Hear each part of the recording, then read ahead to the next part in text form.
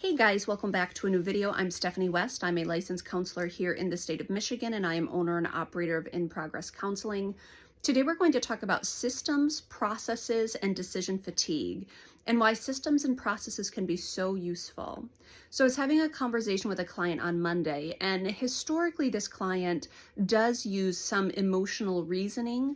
So she'll wake up in the morning and then she will decide things about her day, and it's like, do I feel like it? Do I not feel like it? And as we were talking through kind of best practices, I pondered with her what was the cost of in real-time decision making and if a different process would actually be really helpful for her. And I gave her a few anecdotes. One very famous one is the idea that Steve Jobs would wear the same outfit every day. And people would be like, well, why? And it's like, because I don't want to have to waste my bandwidth and capacity making a decision in the morning about what I'm wearing. So I'm just going to wear the same thing day after day. And so, he has a closet full of black turtlenecks because it just eliminates a choice. And one of the things I do personally in my life is I will meal prep and meal plan because I don't want to make 3, 4, 5 different decisions every single day of the week when I come to choice points. Because when we think of resolve, it's like I might have a certain expectation or adherence that I want with my eating style, but if I have to in real time decide at breakfast and at snack time and at lunch and at dinner and after dinner snack, if I'm in real time making those decisions, my emotional vacillations are all over the place during the day. So I'm more typically going to lean towards things where I'm using emotional reasoning because I don't have a process set up or a system set up where the decision is already made. And so that's what I was working through with this client. So she'll wake up in the morning and she'll say, well, do I want to work out today? Well, who in Sam Hill wants to actually get up, get out of their comfy, cozy bed and go strain their body? Now, okay, some people actually do, but if it's worked into the system where, well, that's just what I do on Mondays, Tuesdays, Thursdays, and Fridays, and you train yourself into that system, then when you wake up in the morning, you don't have to make the decision, you just have to execute. But when we spend our days engaging decision making, do I do this today or tomorrow? Do I wash the dishes or do I do that later? It's this thing that just inundates us with choice points. When you have processes where, hey, I get up from the table, I rinse my dish, I throw it in the dishwasher, there's zero decision being made outside of, do I just stick with my process? And typically, once it's autopiloted, we don't question the process. And so where we start with clients is, what would a process look like and how many repetitions and how much frequency do we need to practice this before it just becomes autopiloted? Now, friction and resistance actually matter.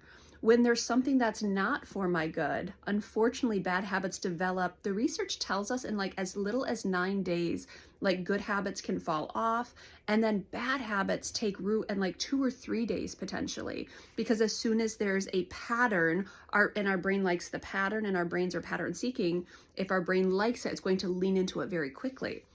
So habit formation is quite fascinating, but if it's something that doesn't come naturally to me and that maybe it takes me extra effort, the research will tell us it's a minimum of like 21 days to softwire a habit. It's closer to 60 to 90 days to streamline a habit. And that's why processes can be so hard to get off the ground, because you have to do it and do it and do it and do it. And the whole time you're like, okay, but what if I didn't do it? What if I just didn't do it? And you're an adult and you're like, I don't have to actually do this. But if you know it's for your good and you know that the long-term payoff is you have a system in place or a process in place, what the real benefit of that is, number one, we're choosing something that's typically for our good. And number two, we stop thinking about it once we commit it into the process. But that means at the front end, there's a lot of kind of, there's a lot of intentionality around, am I willing to show up? Am I willing to show up? Am I willing to show up? Eventually it can autopilot, and it can do that, within 3 weeks, within 6 months, within 9 months, but you're going to get there if you do the frequency and repetitions.